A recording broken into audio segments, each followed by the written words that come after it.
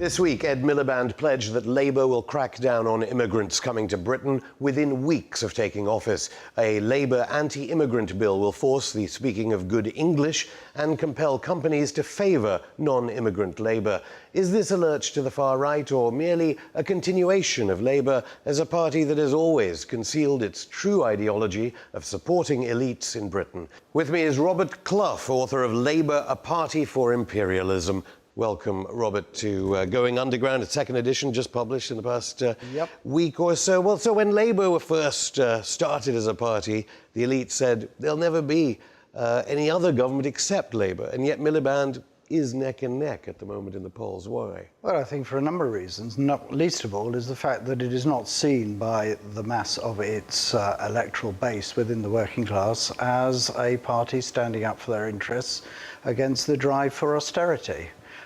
For a lot of working class people, particularly in the north, they face Labour councils which are implementing savage cuts to services and jobs which are affecting children, mothers and old people, and they're implementing the bedroom tax. They say, what's the difference? And this is nothing new. I mean, this isn't a lurch to the right, as it were. We have all these figures from the Labour Party, obviously Ramsay MacDonald, presumably not popular at this moment, but many Labour voters and activists hark back to the days of Attlee and to Wilson. Even they don't have a good record.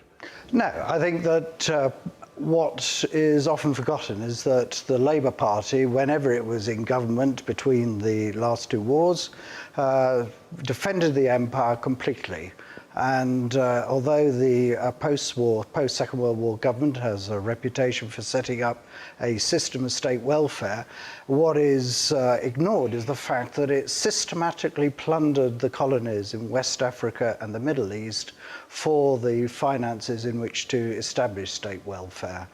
So if, I mean, in other words, millions of people were killed in effect by these leaders, why do you think then Tony Blair comes under such scrutiny for the Iraq War when this is a tradition? I think it's because there was a tide of opposition to the war at the time the declaration was made, that he had ruthlessly, if you like, stamped on any... But no more ruthlessly than previous leaders. Just look at the very aggressive foreign policy which Tony Blair heralded. Is there any real difference? One can see that in relation, for instance, to the declaration of bombing in Iraq, there was no attempt to control what was the objectives of the latest bombing campaign. There was no support for the people fighting in Kobani, as they are at the moment, the Kurds, and the aggressive response in relation to Ukraine. Labour completely supports the fascist regime in Ukraine and is eager for sanctions against Russia and the extension of those sanctions. I think there is a very aggressive foreign policy there which is related to defending Britain's vast overseas assets. So what does it mean when people like Miliband inspire some of those who are called on the left, or spoken about as being on the left of the party, saying he's going to be a bit more like John Smith?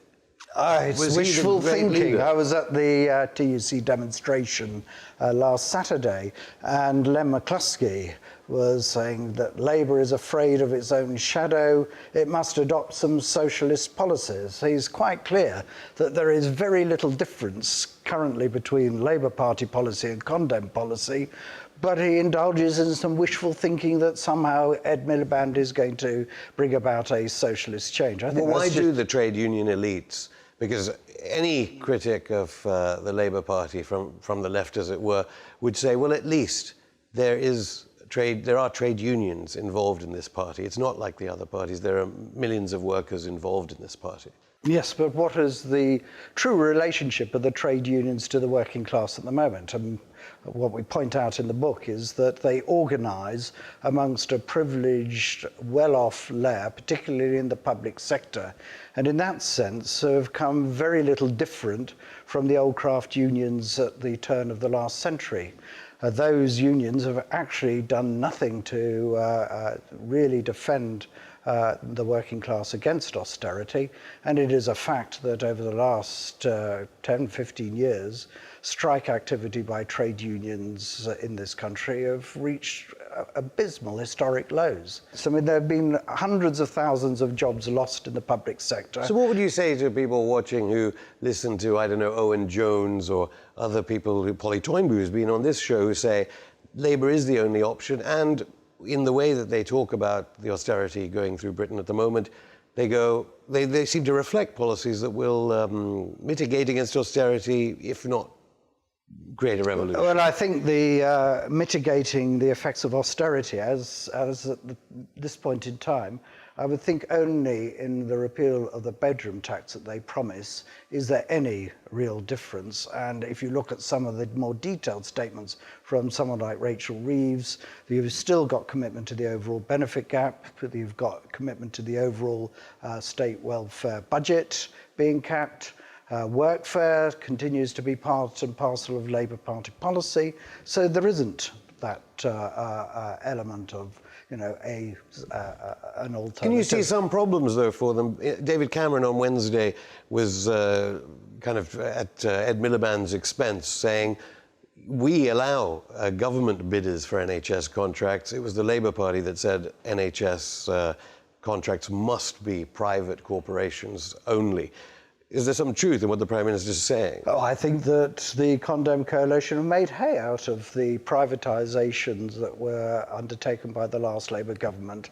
And in relation to the promises for the future, although they say they will repeal the Health and Social Care Act, there is no commitment to end, for instance, the PFI projects, which are crippling NHS finances, and their comments or their promises about restoring £2.5 billion a year to NHS funding. Well, you just do the arithmetic. That's over 7 years of that against a £30 billion deficit that is being forecast over that 7 years. So they're not restoring the funding for the NHS. Well, then how do you explain, if all these people are in effect war criminals, all except Ed Miliband so far arguably, how do you explain that the massive opposition to coalition austerity still want to vote Labour? In a sense, because they have not chosen the option of fighting back.